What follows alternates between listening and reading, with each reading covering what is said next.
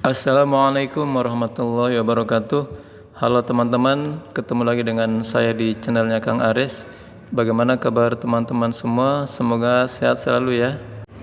Baik, di tangan saya ada Infinix Note 11 dengan kasus LCD ambiar. Ini sudah gambarnya tinggal garis-garis gelap. Ini kemungkinan habis jatuh.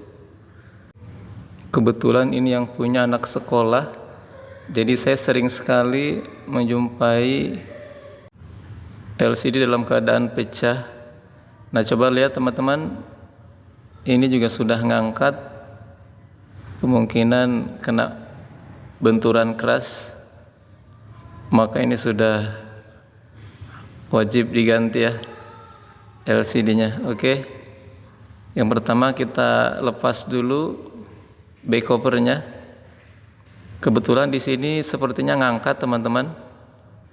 Jangan lupa SIM tray-nya kita lepas. Nah, di sini sudah ngangkat, kemungkinan ini kedorong baterai biasanya. Karena rata-rata baterai lama-kelamaan akan gelembung ya. Namun semua kembali pada kualitas baterai itu sendiri. Nah, di sini saya tinggal meneruskan saja ya. Hanya sedikit yang saya tambahin thinner untuk melunakkan, dan ini sudah terlepas. Coba lihat di situ banyak sekali bekas lem di bagian pinggirnya, menandakan bahwa ini sudah pernah dibongkar. Nggak tahu apa yang sudah di servis. Kita fokus saja untuk melepas bautnya. Sekitar ada 16 baut di sini, dan sebagian ada di balik penutup kamera ya. Jadi nanti harus kita angkat terlebih dahulu. Nah, ini di situ ada baut-baut yang harus kita lepas terlebih dahulu. Selanjutnya kita lepas casingnya, cari yang ada celahnya. Nah, biasanya saya ambil dari bagian tempat slot SIM-nya atau SIM tray-nya. Namun hati-hati ya, karena kalau yang rapuh itu bisa patah. Kalau perlu pakai benda tipis untuk mencari celah sebelum menggunakan kuku ya. Oke, sudah terlepas. Tombol volumenya terlepas, kita pasangkan ulang. Soket baterai jangan lupa. Kemudian soket LCD. Nah, di sini posisinya. Sekarang kita tinggal tes. Kebetulan LCD-nya sudah ada dengan merek HX. Untuk merek bebas ya teman-teman, karena saya pun adanya apa di toko langganan saya, yaitu yang saya beli karena harga relatif sama. Kita hubungkan soketnya. Nah, ini agak susah, masih gres. Oke, dipaskan. Selanjutnya kita nyalakan tombol powernya.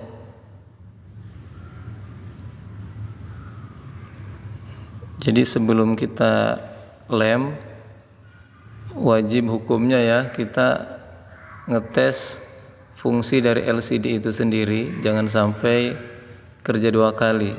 Setelah dilem baru dites. Ketika ada kegagalan atau LCD-nya kurang bagus, ya harus melepas ulang ya. Oke, sepertinya sudah aman untuk responnya. Touchscreen-nya kita lepas kembali. Untuk nyari LCD teman-teman pemula khususnya, silakan cari toko spare part terdekat. Kemudian kalau tidak ada, maka solusinya adalah dengan membeli di toko online ya, dan harganya pun beragam. Biasanya beda merek, beda harga ya. itu kembali ke selera nanti. Nah, ternyata LCD ini sudah pernah ganti ya teman-teman. Kelihatan dari segel dan bekas lemnya. Langkah selanjutnya adalah kita harus membersihkan bezel atau pinggiran frame ini. Bekas lemnya harus kita bersihkan supaya nanti dalam pengeleman maksimal hasilnya dan bisa rapat kembali ya. Saya menggunakan pinset, boleh dengan alat yang lain. Namun hati-hati ya, jangan kebablasan saat dorongnya, karena kalau premnya rapuh itu mudah sekali rontok, dan saya pun sering mengalaminya ya. Sehingga yang tadinya masih rapi akhirnya ada yang pecah karena kesalahan kita. Di sini saya menggunakan ujung cutter ya, tapi yang tumpulnya untuk merapikan pojokan frame. Terakhir disikat sampai bersih. Selanjutnya kita presisikan terlebih dahulu ya LCD-nya, supaya nanti aman saat pengeleman. Karena LCD gantian itu tidak akan sama persis dengan aslinya ya, dari ketebalan, kemudian dari lebar panjang. Makanya kita pastikan sebelum dilem. Lem yang saya gunakan biasanya T7000 ya, yang warna hitam. Serata mungkin, jangan sampai terputus supaya tidak mudah masuk kotoran ataupun air. Nah, di sini ada lapisan plastik, dilepas saja. Adapun segel yang putih itu bisa dilepas, bisa tidak ya. Ketika LCD-nya presisi ya tidak usah dilepas. Nah, perekatnya juga di fleksibel LCD dilepas plastiknya. Presisikan kanan kiri sambil ditekan-tekan pinggirnya. Oke, baterainya dipasang ulang.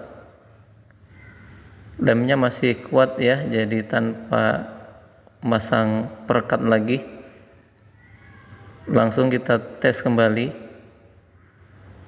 sebelum kita rapikan. Oke, sudah muncul Infinix. Nanti ikat karetnya terakhir ya, supaya sekalian dengan back covernya, karena di sini back covernya harus dilem. Jadi nanti pengeringannya biar bareng ya.